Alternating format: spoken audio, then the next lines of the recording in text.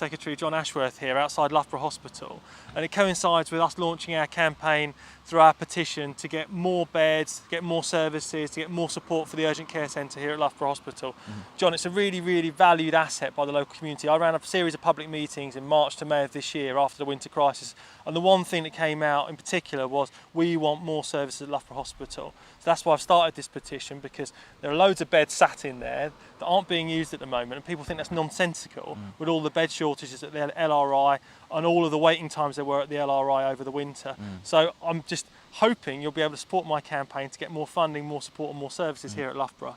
Well, I'm really pleased to be here with you, Stuart, because I know that you are a real fighter for the NHS here in Loughborough, and I know people in Loughborough care passionately about the NHS, and people in Loughborough are absolutely distraught at the way in which the NHS is in crisis, has been pushed to the brink. Did you know across the country we've lost something like 14,000 beds under the Tories? Beds have been cut, 14,000 beds have been cut, which is why your campaign to get beds reopened here at Loughborough Hospital is so important. I know, because I've been talking to you, that you want the very best NHS services for local people here in Loughborough, and that starts with opening beds.